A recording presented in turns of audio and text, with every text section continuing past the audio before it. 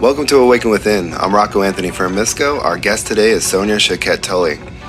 Sonia is a successful Hay House author, an American mystic, a talented fifth-generation intuitive healer, and a gifted holistic practitioner with over a decade of life coaching.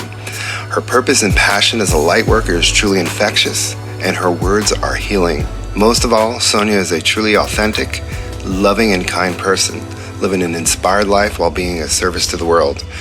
Thank you, Sonia, for being here with us today. Hey, hi. I'm so happy to be here connecting with you today. Oh, you don't know. So I think first off, maybe we'll touch a little bit about who you are for those that aren't in the know. I could start off with a little bit about who you are. You are I would say, like a new thought author. You're published with Hay House. You have a spiritual intuitive practice it incorporates healing and patience. And it seems like, throughout your busyness, when you're doing something like a book or you're on tour and you're doing all these things, it seems like you're like calling and what you focus on most of the time, to me, would be more about your spiritual practice more than the book or going out on tour or making videos. So is that true? Or? Yeah, well, the thing is I grew up in a very deeply intuitive household. My mom, Sonia Choquette, is an author who's written a bunch of books. And I grew up very much with my intuition and my spirit at the helm of my life. And I saw very often with my friends and in my community that so many people feel so disconnected because they don't have a connection with their own spirit, which for me is in terms like your authentic, true self. When I graduated college many moons ago in 2010, there was an economic crisis, a housing crisis, and I found that so many of my peers really lacked these tools that I grew up with that were foundational to the way that I live my life. And so I really dedicated myself to wanting to empower, everyone to start to have not only a connection with themselves, but with their spirit, and really being able to trust the world and trust the universe. Because I feel like we get so much messaging all the time to be afraid, and we very much live in this paradigm of living from the world from the outside in instead of the inside out.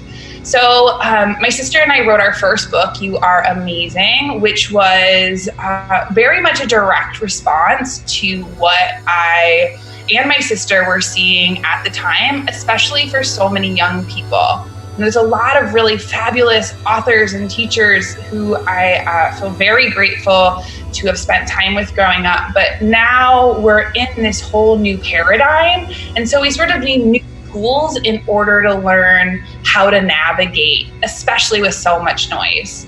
So my primary real objective is to teach people how to connect back with their authentic selves in order to really be able to create solid connections in the world, trust themselves, and trust their intuition. And so my favorite ways to do that are with, I get to teach with my mom, which is one of my favorite things, and my sister, which is a blast. And then also in doing my intuitive readings and intuitive coaching, because it's so fun to be able to plug people back into themselves and really allow them to trust themselves and trust their hearts. Oh, yeah. Yeah, what I love about you and your sister, too, you're very authentic. Even things like, there was maybe about a year ago or something on Facebook, and you're like, my sister's losing her shit. I got the password. Anybody, but I'm like, that's, to me, that means a lot, because people want to see somebody authentic. They may want to see a structured interview, and, they want really good work if they're like reading something, which your book is pretty amazing. It really I would think, too, appeals to women, but also it gives not only, it teaches spirituality to everybody too, but it also gives a little insight to to girls as well, or women. Yeah. But also I just like the way the book was put together. To me, maybe I don't read those kind of books or something. I don't know, but it just seemed like this I don't know, it was just very, very real, and you just read it. It's like kind of like engrossing, like when you pick up just an article and you're able to read something. So, but it's the whole book. So you just keep going and going and going because it's just one thing after the other with your book. And so. Thank you. I'm really grateful. My sister and I, and especially in writing that book, really wanted to have a conversational tone. Because I find nowadays in spirituality, there's been very much this approach from sort of like the teacher at the top as this like top down sort of paradigm. And I find that nowadays that's really changing. One of the things that I saw growing up in the Hay House family and with so many different wonderful thought leaders and authors is that they're also just like really normal people. And a lot of times in spirituality, we can put our teachers on a pedestal. And of course, they have really wonderful knowledge and things that, but at the same, like good knowledge and they're great teachers. But at the same time, I feel like nowadays it's really important to not only normalize spirituality, but really recognize that all of the tools that we have are very much within us. And great teachers just help to give you that toolbox, but it's really a matter of how we use it. And in terms of just being authentic, for me, I really firmly believe that that's our biggest superpower because it allows people to connect.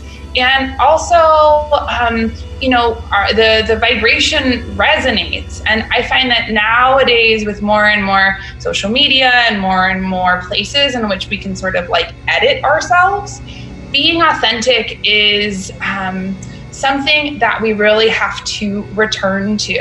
And I also just feel like sharing real parts of my life or my sister's life or just, are not only a place of being transparent, but also being important because it's like, yeah, I'm also super normal and struggle with all the same stuff that you do. I might just have different tools in order to be able to approach it, but that doesn't necessarily mean that it always makes it easier. Yeah, they're very important to be authentic because too, then people could relate. If you're kind of keeping your, the little problem, you have to tell everybody to, air out your laundry, but letting people know, just like your mom, her books are very revealing in the things she's going through, and she doesn't hold back like you. You'll read a book and you'll find out like, these things that happened to her, like in that book that she wrote about taking a walk on the Camino.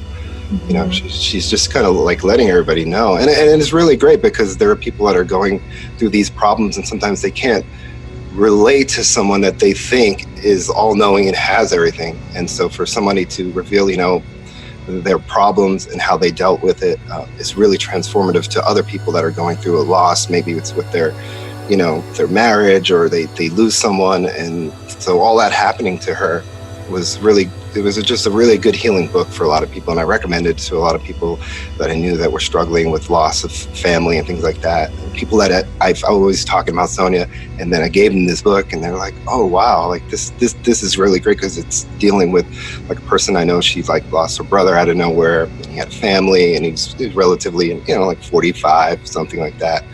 And she really liked your mom, so that book, she didn't know that much about her, but then that book was like a healing tool for her. Oh, for your friend. I'm so grateful to hear that. And, I find that our places of where we can, share our vulnerability, because so often it's been, and especially in spirituality, there can also be this secret shaming if you're not in a good place. Yeah. And this sort of idea that there is some sort of spiritual failure of yours if you're in struggle. And I find that a lot of times that really leads to something that I call Namaste Abuse, which a lot of times happens when we get into spirituality as a way to sort of improve upon ourselves. And when we can start to actually share these more vulnerable places of ourselves, it also helps to remind us that not only that we're interconnected, but that our spiritual journey is one that is incredibly human. And no matter if you have all of the tools or meditate constantly or any of the different things, like life still happens. And it's really, I think it's really important nowadays, as our world becomes more and more edited, to actually share more and more real parts of ourselves, because not only does it allow us to connect to each other, it allows us to connect to our spirit, it allows us to connect to our intuition, and really be able to move with grace, feeling the support from our guides and our angels, and also in getting support from people who are important in our lives. And not to get off topic, because that's a video you just did recently too about Namaste, and then there's another video I wanted to touch on. But before that, being that we're kind of talking about your book, maybe if you'd like to, tell everybody kind of, the cliff notes or what to expect if they were to read You Are Amazing. Yeah, so my sister and I wrote this book a few years ago called You Are Amazing. And basically it is a grounded book on how to really get in touch with your intuition. I feel like in the sense of having so much knowledge, it's a really good foundation to start with. It not only gives you a lot of tips and tools on how to start to tune in right now, but also deals with important things like, boundaries or energy vampires, or things that we really interact with in our world. And it's interesting because it was written really simply, and like I said, in a conversational tone, but that doesn't mean that it doesn't have a lot of depth, and that also is really a powerhouse of a book. And it's our first book baby. I feel like actually I think the 2nd year anniversary of it just came out, which just happened, which is really exciting. But it's very much a love letter to, people who are in it, and really giving them tools for awakening. Because so often when, we read the books and have the things, and there can be so many different, but she can obviously sometimes just be more and more and more information, but doesn't give us a way to put it into practice. So this book is a very practical book, and a book that you can pick up and thumb through and find all sorts of tools that work. So it's my first book baby, and I love it so much. Well, yeah, what I love too about the book is too, you don't really necessarily have to be somebody that's looking for spirituality, or somebody that if you gave it to someone that is more like trivial, that they'll actually read the book, because it's that appealing, because it appeals to just normal kind of girl boy kind of issues and stuff, that kind of just draws you into it, because it's not totally about the 4 steps of meditation and quieting the mind, and people are just like, I'm not into that. But I know, like my girlfriend, she's a little bit into those things, but I know that if I gave her the book, she wouldn't be able to put it down, just because she was laughing and, oh my God, they curse in this and they're funny. Yeah, well, I love that. Yeah, I feel like we just really wanted to write a really, really real book, because, times are changing and shifting, and it's really important to be able to not only have things be simple, but accessible. A lot of times our intellect likes to make things more complicated because it makes it feel like more worthy in a sense. And obviously, like, deep spiritual work and deep spiritual study can get more and more complex. There's a lot of wonderful importance to that. But at the same time, having tools and things that you can relate to, understand, and put into practice are ways that you're really going to be able to start to embody not only your intuition, but really feel connected to your spirit and be able to navigate life. And that was our mission, was a really accessible book. So I'm so grateful for your feedback. It really makes my heart feel so happy. Oh, yeah, really. Actually, I'm going to touch on with my girlfriend that part in the book, because a lot of people aren't aware of energy vampires or how people could be draining. But there was a part in the book where you were at a party, and there was this one girl, she wasn't feeling the party, and either you or your sister, felt like there's just something about the party. Maybe we could touch on a little bit for people about energy vampires, because a lot of people aren't. Totally. And I love this story in the book, because I find a lot of times as empaths and sensitives, we are like very bright lights and can attract people who feel our loving support. And a lot of times as empathic,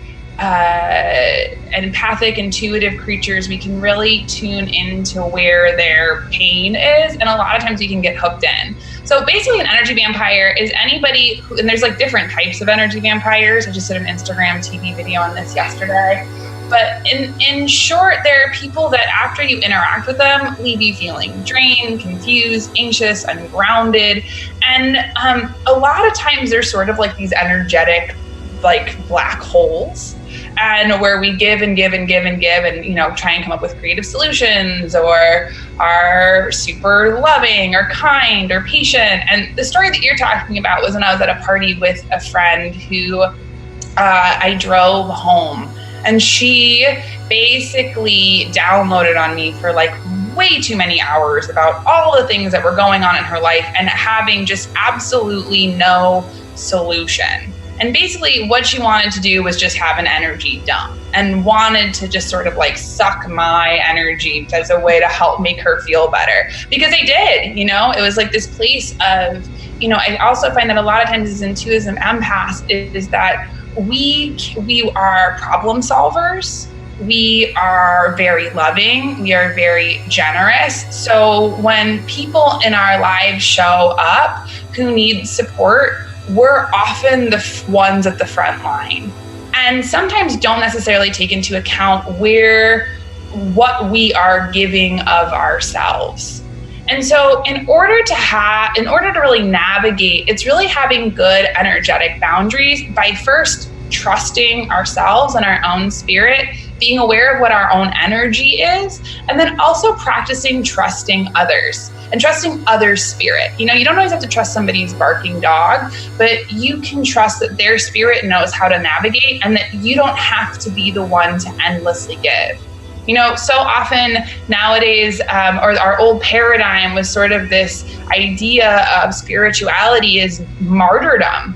You know, we really, especially in our Judeo-Christian culture, have this idea of like Jesus on the cross who gives totally, endlessly, selflessly, and needs absolutely nothing.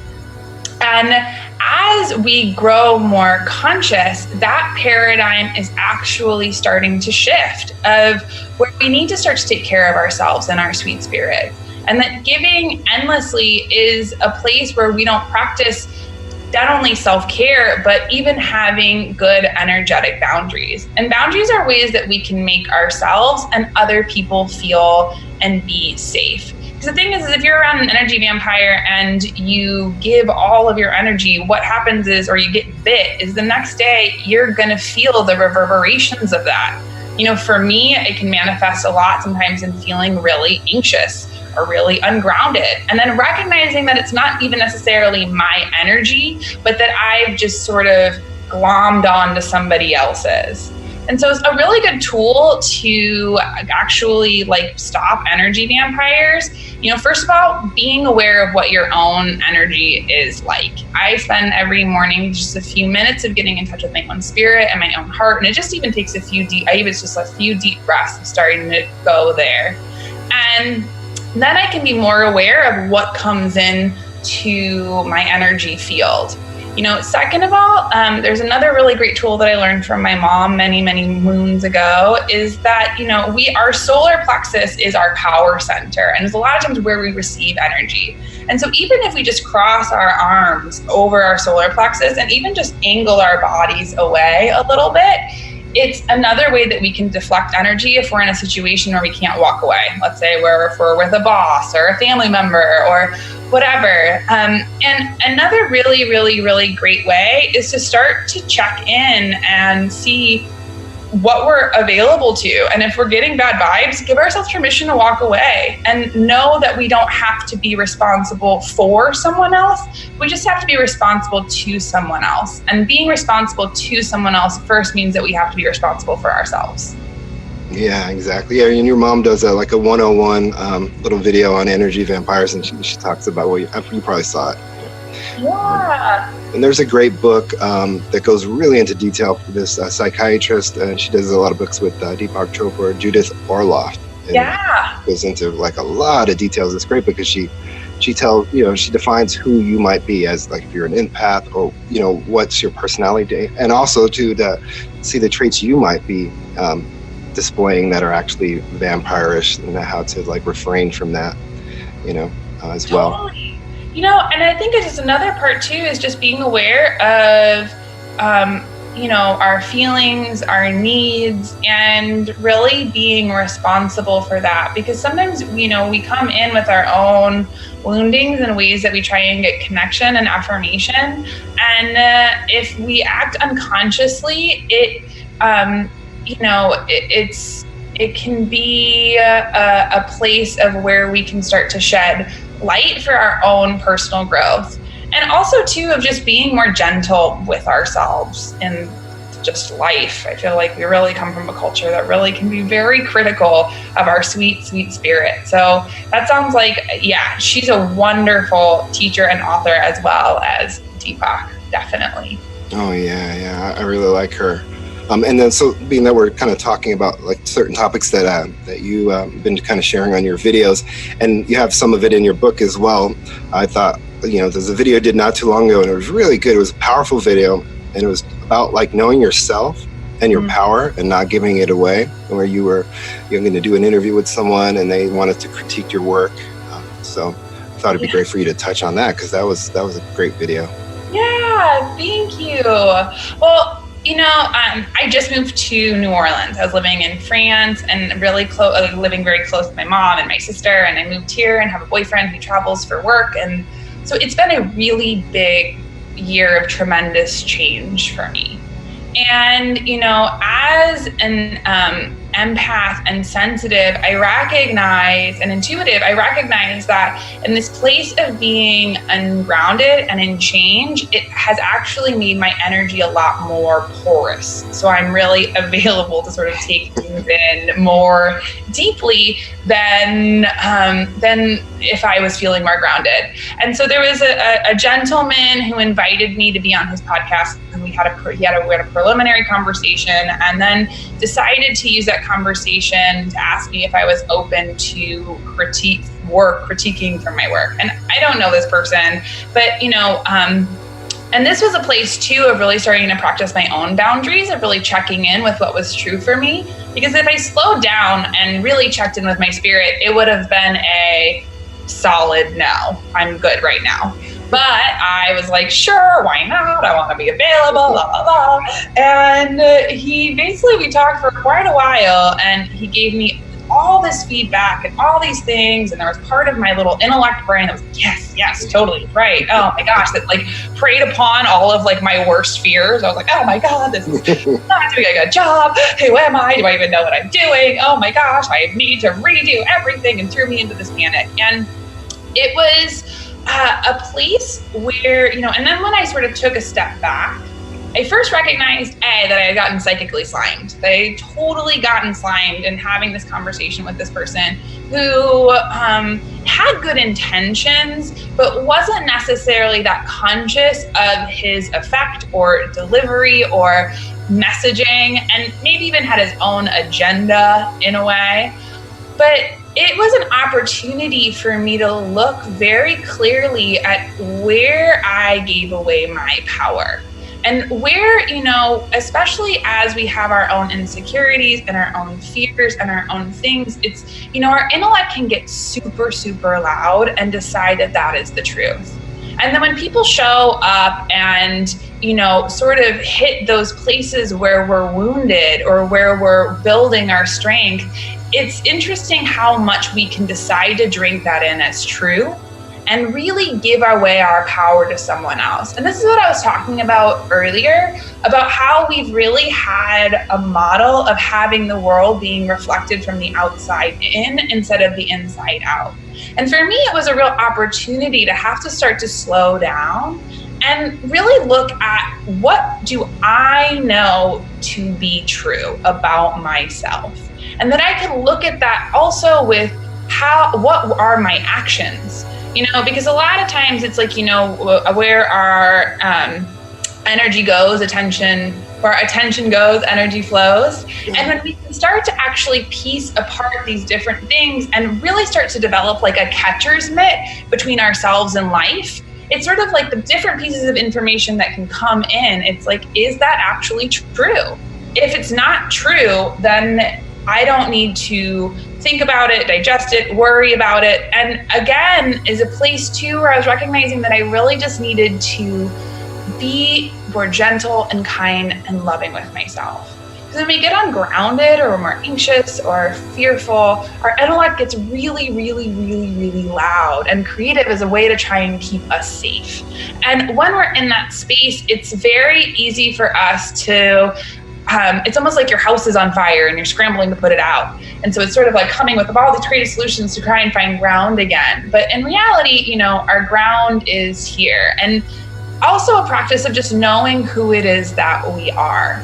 Because if we know who we are, then we have something that's called almost like a snake medicine. It's like no matter how many times you get bit, no matter what goes on, you can still come back to that place of your own truth.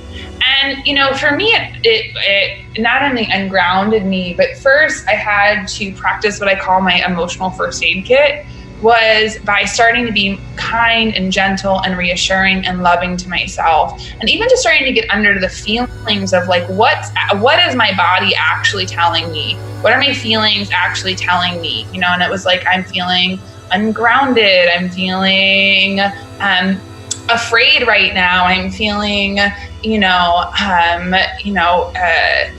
fearful. And that when I could start to look at it from that paradigm, I could start to actually be more gentle and loving with myself, and then start to look at who I know myself to be true. And then also, you know, it's like, and if you're really in it, and for me, I got super slimed even after that, I also just had to go to some of the people who I really, really trust, who are in my inner circle, like my boyfriend or my mom or my sister or my best friend, and have them help to reflect back to me who I am. But first and foremost is starting to build that relationship with yourself so that you can really develop that strong core. It's like having abs of steel, but like intuitive spirit abs of steel. You look so young, but you're actually not that young. But I mean, you could be like, oh, 20, but you're actually like in your 30s. So. Yeah, no, I am a full-grown adult woman. And I thank my mom and my dad for good genes. And also sunscreen, super important. You got to protect the face. Yeah, definitely. Your mom, even your grandmother. Wow. Yeah. And no problems or anything. I mean, how old's your grandmother? I think my grandma's like 88 or 89 now, and she's still, I mean, she's deaf but is still amazing. She went to some sort of a community, like elderly dance, and she was like showing everybody the different dance moves, and, and I love that because she's just a reminder, because my grandma survived the Holocaust, came over as a kid, basically like a child, had a bunch of kids, and really has been the one as a matriarch in our family to really teach and demonstrate through her actions of forgiveness, being in touch with your spirit, and also just being, when you're in tune and in touch with your spirit, a hallmark of that is a joyful life. And seeing my sweet little Nana dance around with all these, elderly people just reminded me of how important that is. And also dancing and moving and being present with your body. Yeah, you're good to go, especially with all these anti-aging things that are coming out, which is pretty incredible. I mean, things that aren't really like scary, just like supplements like resveratrol and two, I think just how it goes from your grandmother being so young and vibrant at her age, and then someone like Sonia, her daughter, and then you having less of these stressful environments. It's like you're probably gonna live into your hundreds. You're gonna be a gremlin. You're gonna be walking around like, whoa, what's Well, it's also interesting because in terms too of just where we are and learning about consciousness, it's like we start to actually get informed when we're in utero, and that's a lot of times where we get so much different information, and even where our consciousness begins. But and I find that the people who not only live the longest, I feel like living long is a great thing, but like live a good life are ones that really maintain their sense of humor, which for me is the language of God, and move their bodies, which is where our spirit lives, and practice gratitude and forgiveness. And not forgiveness of like, I forgive you, but just even just allowing themselves to create more internal space, Yeah. Actually, something come up earlier talking about vulnerable, and I was listening to, I think it was on Netflix, but Brene Brown, and she was talking about, yeah, right. And she interviewed like the contrast of people very depressed, and then people that are just known to be happy, even maybe public figures that are just happy all the time. And she noticed what the tool was is people that are happy all the time, when they have vulnerability or they feel like, what if something could happen, and they start to get nervous and dropping their kid off, and they just think about this, they immediately go and default to gratitude, and then within a minute or two they're back to their happy selves because they're embracing gratitude. So that's a good tool when you feel vulnerable and you embrace that gratitude. You come back. Yeah. For me too, gratitude is such an incredible, powerful tool as a way to give us a way to reframe and see our lives. Because, we have something in our head that's like an evolutionary thing that's called like the negativity bias. And what it is it's a way to look and sort of scan in our environment to be like, what's not working. And that a long time ago was because a lot of times we had predators and we're very much in like fight or flight. And so nowadays that we have less of our energy going to just survival, it can really be a place where we can be very critical of ourselves or what's not going on. But if we can practice gratitude and genuine gratitude, there's so much, I think, even right now of like having to be like happy or like positive, that can be another way in which we're hard on ourselves, because it's like, then if we're not doing it right, then we're not in alignment and all this stuff. But even just finding little things to be grateful for. And for me, when I suffer from anxiety, or like my mind goes to like those places of like, what if? Because I think a lot of times just as sensitives, empaths, and intuitives, a lot of times we suffer from anxiety because our little antennas are up all the time and we're picking up so often on other people's energy, and we need a lot of support.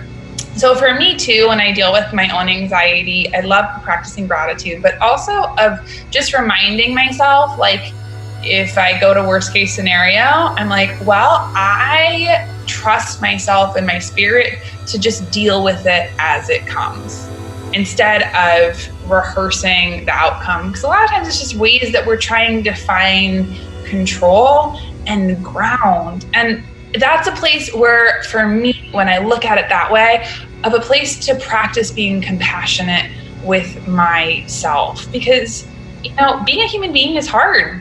We have a lot of different experiences and a lot of different things, and we all have our own woundings and traumas and things. And if we can start to expand our own capacity for our own compassion, for our own heart space, then we expand more room for us to just be.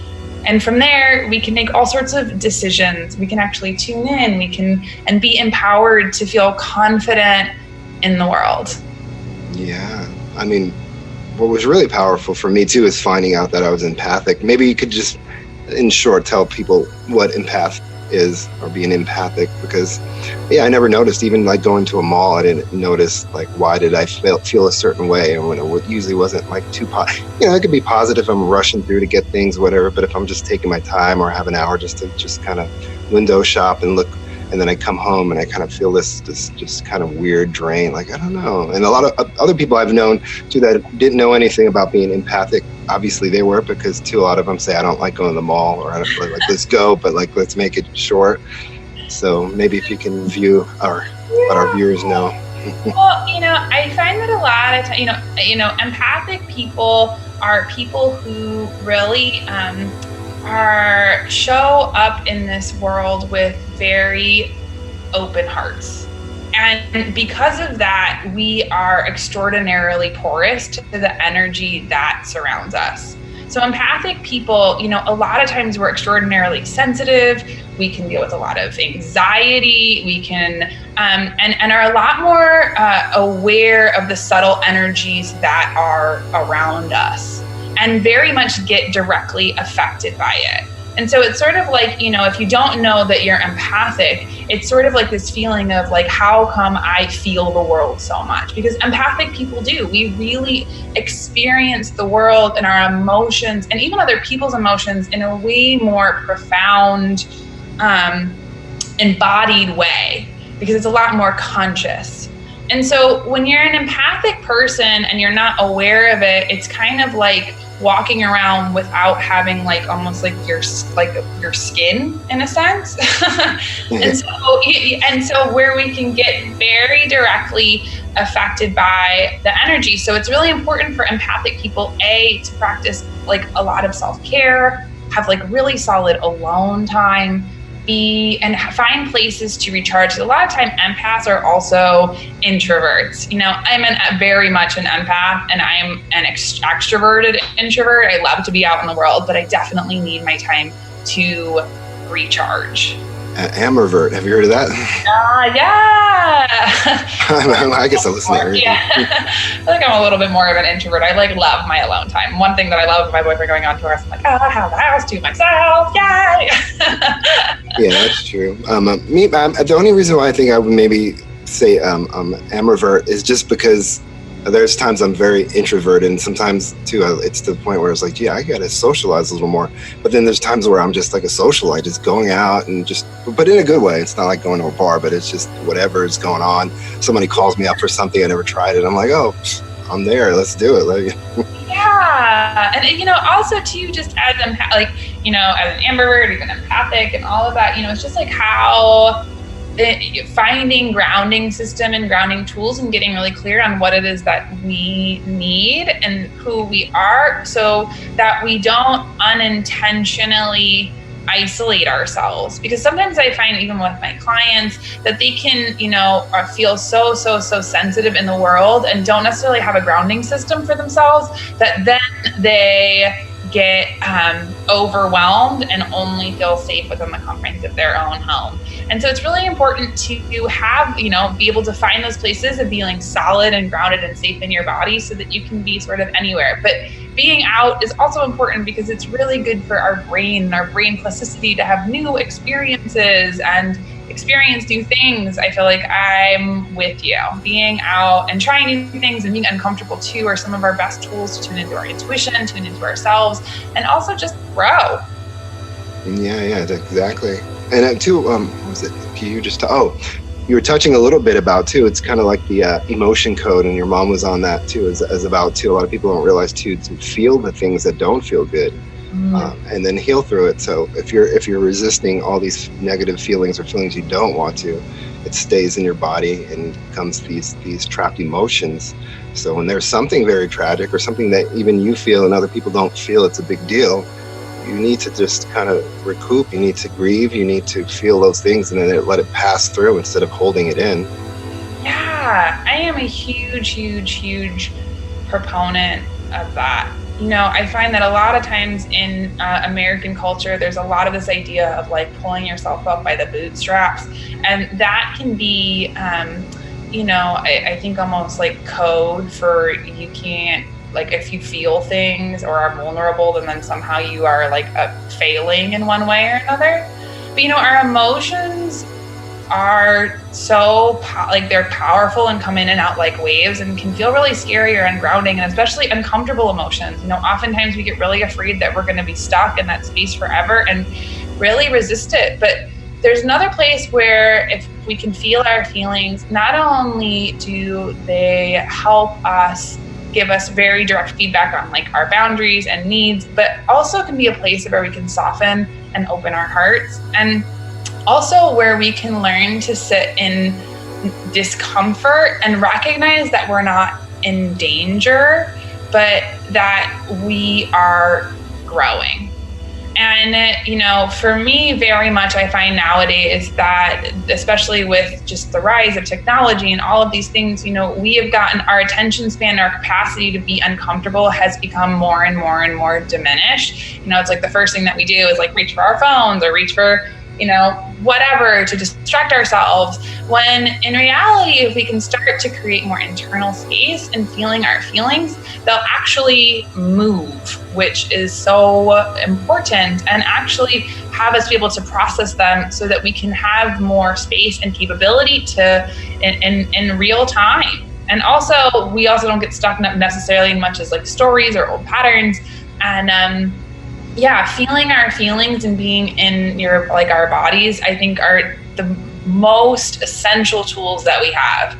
Because, you know, our feeling bodies are not only where we pick up on things, but it's also where we get our intuition and where we resonate with things. So if we, and, you know, a lot of times when I talk to people, you know, whether it's my clients, even in readings, a lot of times people say, like, I don't know if this is my head or my fears or my emotion or my intuition. But if we can become best friends with our feelings, it helps us to know what is noise and riffraff versus what is true guidance. Yeah, definitely. And then too, I don't know exactly how much time we got. So with you, because you got to do this when you're ready to get going. But you know, before time runs out, too, wanted to really touch on your spiritual practice, because that seems, like I said, to me, something that you're more. That seems like one of your more, like, you know, life purpose, something that I think you find probably more valuable than, you know, writing books and going out and touring. Is just one-on-one and healing people. So maybe you could just get into a little bit about your practice, things that people might, you know, want to know when they, you know, get in touch with you, what to expect. Yeah. So I have a spiritual practice. I've been mentoring and doing readings since I've been about 12 and worked with my mom extensively. And it is my greatest honor and joy to do so. So the first thing that I do are intuitive readings. And that is where we really look at your soul purpose. What are the things that you're here to learn? What are the things that you're really moving away from? And in order to really eliminate obstacles that we encounter in our path and can be so unconscious of, you know, we can be not only really self-sabotaging, but sometimes we can feel really stuck. And so, you know, when I do readings, it's really wonderful because it's, you know, saves people time, energy, effort, and gets them not only realigned with their purpose, but with their passion, and giving them a real clear way forward. And then intuitive mentoring, which I also love, I use, you know, my own intuition to help people really, because it's intuitive mentoring, it really depends on the client that I have. And I have some clients that I work with, do healing work with, some people in manifestation. But, you know, nowadays where we have so much information, it's really a place of being able to take ownership of these tools so that you can really not only see, but feel the profound shifts in your life. And, you know, a lot of times we need support. And it's something that we don't necessarily talk about a lot.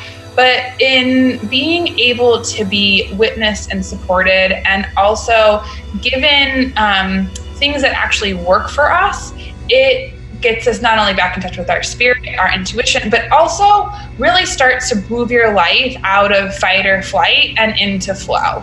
Because it's like once, you know, and a lot of times with intuitive mentoring, what we have to do is, you know, a lot of times people come to me and are dealing with some sort of tragic loss of themselves. And first we have to get back in touch with who we are and our body so that we can really start to work towards our real goals without fear, but in flow. Look, there's a little helicopter that That's what the Great Rent is for. Yeah. But you're at an airport and a helicopter's You're near an airport? Oh, no. I just, you said something about a helicopter. Oh, I just heard it. I didn't know if you heard it on the record. Yeah, I heard something. I thought it was maybe the plumbing upstairs. No, it's a little helicopter. I'm like, oh yeah. It's fine. Oh yeah. So yeah, that's I guess a good enough insight. And as opposed to, well, let's see.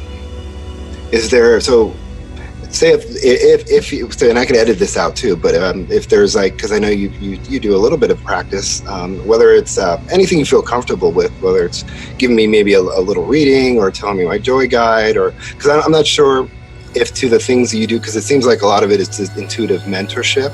And so I'm not sure if it's like where, like your mother, she can give, there's a difference too, and people don't understand that your mom, you know, on the radio show or things like that, she can give out a little intuitiveness, but you know, a little bit of this, a little bit of that, but to actually really gain from it, it's going to be, you know, an hour, 2 hours. It's like an actual one-on-one, not like on a radio show. But also she's able to like last time I finally was like, you know, I'm going to ask her, you know, I never asked these like psychic things. So I was like, what's my spirit guide and this and that. And so she, you know, she was on Hay House, and it's funny because she said my spirit guide is named Joy or Joey. And then as I'm going through, because she says, you know, that I have a lot of joy guides and I'm a walking poster child. I'm thinking, I think what she probably didn't hear, I think it's probably joy. But maybe that's what I heard too. When you said joy, I was like, I feel like it's joy. Yeah, maybe it's the joy guy. She's like, hey, I'm your spirit guy. I'm bringing some joy. But everything she said was pretty spot on, just for that little, like, you know, like, hey, pull out your crystal ball right now on your radio station. I want to hear about my guides, you know. So well, very important that we let the viewers know that even if there's something you give me, it's like, it's just a taste. It's like you really would need an actual intuitive counseling. You need at least an hour or so with someone to actually come across and feel like, oh, wow, this is therapeutic. I need to, you know, continue with Sonia Choquette or Sonia Choquette Tully, because there's only so much you could do in a little 10 minutes. It's not like, let me just get my ball and let me wave my magic wand and then for 10 minutes you're good. Happy ending.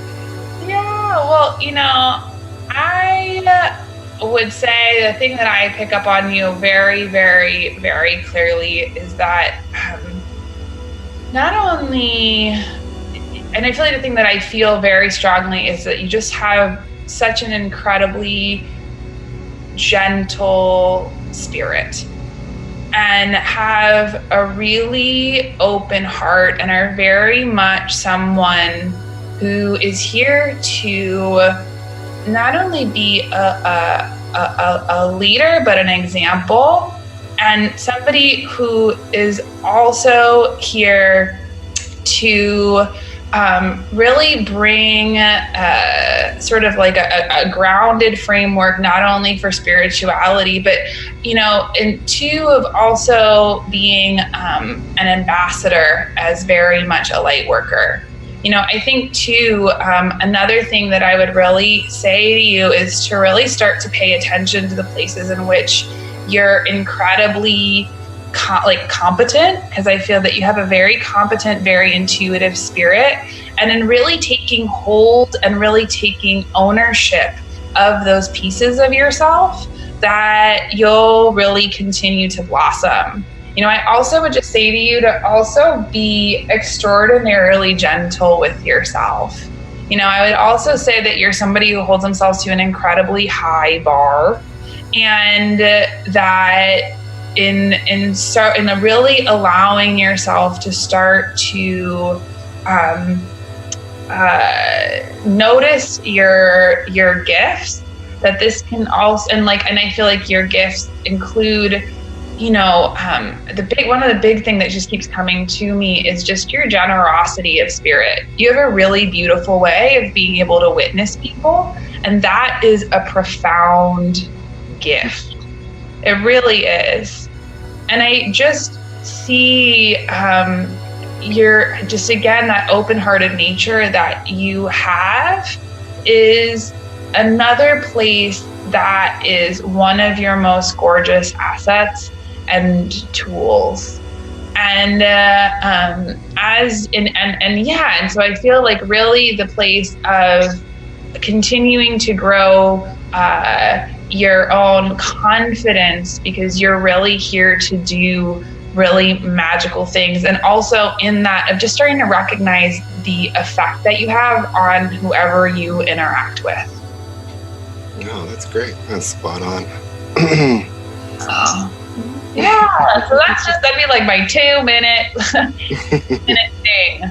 But yeah, just, you have just, I feel very grateful to just connect with you and even experience your sweetness, because it's such a place of opening and softening, and really a place where you very genuinely share yourself with others. And that's such a gift.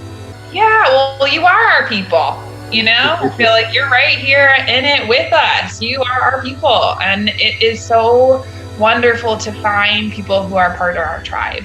And I feel super grateful for that. And, also in just feeling, and even in just sharing yourself, because that in and of itself is too a gift. Also, before we wrap up, I also just want to say, also don't forget to follow us on Instagram at It's Sonia and Sabrina, or check out our website, soniaandsabrina.com, where we have a free ebook and mini course. And also, if you're interested or available, you can always book a free 15-minute call with me to see if a reading or mentoring is a good fit, because there are so many wonderful teachers and people out there, and it's so important to have somebody that really resonates with you.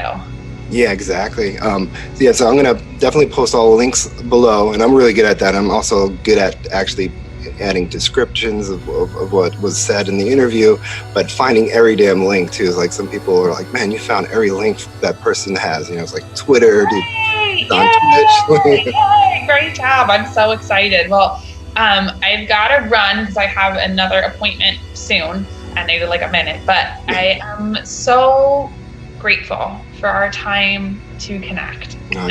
Sonia. I really look forward to meeting you in person one day and following up, with this hands analysis or this guided meditation. I'm open and available to both. I can't tell you how happy I am to have just met you and just connected with your sweet, sweet spirit. Oh, you're the sweetest too. You, your mom. I don't know too much about Sabrina, but she seems like a sweet person, and somebody that's good at giving honest information. That's a friend, not trying to be a friend and offer what do you call that? False praise, Yeah, no. Sabrina is very shoot from the hip, which I super appreciate. We are a good team. Yeah, I'd love to have her on too. If she's ever, I know she's just got married in Paris. You guys lived a life. But thanks for making my day. And as soon as this video comes out, thank you for your time, and send me all the stuff when it comes up, and I'll link it. Okay, have a wonderful day. Yeah, you too. Bye.